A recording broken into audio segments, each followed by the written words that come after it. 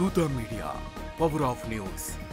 దేవీ భక్తులు ఆసక్తితో ఎదురు చూస్తున్న శరన్నవరాత్రులు ప్రారంభమయ్యాయి. ఈ ఏడాది సెప్టెంబర్ 22 నుంచి అక్టోబర్ 1 వరకు జరిగే ఈ 9 రోజుల పండుగలో దుర్గామాతను నవదుర్గల రూపాల్లో ఆరాధిస్తారు. ప్రతిరోజు అమ్మవారికి ఇష్టమైన రంగు, ప్రత్యేక నైవేద్యాలతో పూజలు నిర్వహించి భక్తులు ఆనందం, శ్రేయస్సు, శాంతి, శక్తిని పొందుతారని నమ్ముతారు. మొదటిసారి నవరాత్రి పూజలు చేసేవారికి నియమాలు, సంప్రదాయాలు తెలుసుకోవటం ముఖ్యం. ఈ సందర్భంగా 9 రోజులు దుర్గాదేవి 9 రూపాలకు సమర్పించే నైవేద్యాలు, వాటి ప్రాముఖ్యత గురించి తెలుసుకుందాం. శరన్నవరాత్రులు హిందూ సాంప్రదాయంలో అత్యంత పవిత్రమైన పండుగల్లో ఒకటి. ఈ 9 రోజులు దుర్గామాత విభిన్న రూపాల్లో భక్తులను ఆశీర్వదిస్తుందని శాస్త్రాలు చెబుతున్నాయి. ప్రతిరోజు పూజలతో పాటు అమ్మవారికి ఇష్టమైన ఆహారాన్ని నైవేద్యంగా సమర్పించటం ద్వారా ఆమె అనుగ్రహం పొందవచ్చని భక్తుల విశ్వాసం. ఈ నైవేద్యాలు కేవలం ఆహారం మాత్రమే కాదు, భక్తి శ్రద్ధలతో సమర్పించే పవిత్ర ఆచారం. ప్రతిరోజు దేవి రూపానికి అనుగుణంగా ఆహారం సమర్పించటం వల్ల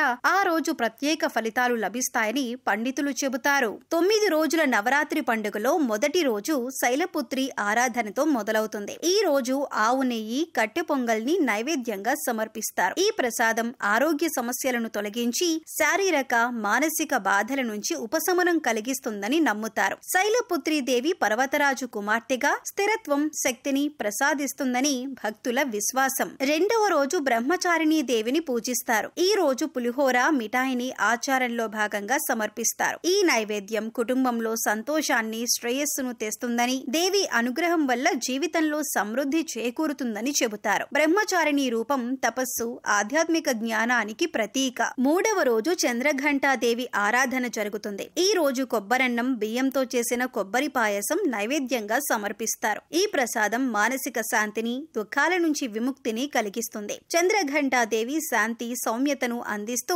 భక్తుల భయాలను తొలగిస్తుందని పురాణాలు చెబుతున్నాయి. 4వ రోజు కూష్మాండాదేవి పూజలు నిర్వహిస్తారు. మినపగారెలు, మొక్కజొన్న గారెలు లేదా పెసరగారెలు సమర్పించటం ద్వారా జీవితంలోని దుఃఖాలు, ఆటంకాలు తొలగిపోతాయని భక్తులు నమ్ముతారు. కూష్మాండాదేవి సృష్టికర్తగా జీవన శక్తిని, సమృద్ధిని అందిస్తుందని శాస్త్రాలు వివరిస్తున్నాయి. 5వ రోజు స్కందమాత ఆరాధన జరుగుతుంది. ఈ రోజు దద్దోజనం, పెరుగన్నం, అరటి పండ్లను నైవేద్యంగా సమర్పిస్తారు. ఈ ప్రసాదం సానుకూల శక్తిని పెంచి కుటుంబ సౌఖ్యాన్ని, సంతాన సంతోషాన్ని కలిగిస్తుందని చెబుతారు. స్కందమాత కార్తికేయుని తల్లిగా మాతృ రక్షణను అందిస్తుంది. 6వ రోజు కాత్యాయని దేవిని పూజిస్తారు. తేనె, కేసరి ప్రసాదంగా సమర్పించటం వల్ల ఆకర్షణ శక్తి పెరుగుతుందని, సంబంధాలు మధురమైనవిగా మారతాయని నమ్ముతారు. కాత్యాయని దేవి యుద్ధ దేవతగా శత్రువులపై విజయాన్ని అందిస్తుందని పురాణాలు చెబుతున్నాయి. 7వ రోజు కాళరాత్రి దేవి ఆరాధన జరుగుతుంది.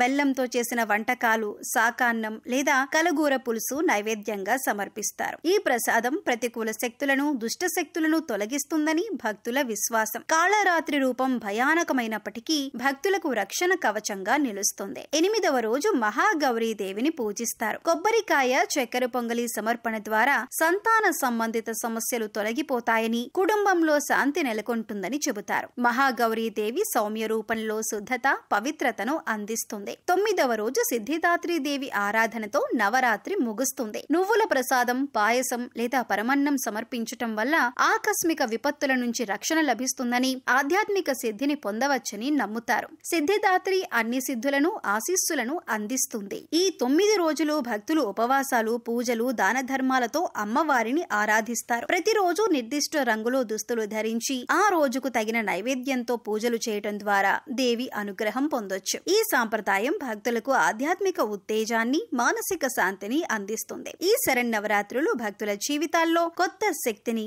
సంతోషాన్ని నింపాలని కోరుకుందాం. For more updates please subscribe దూత మీడియా.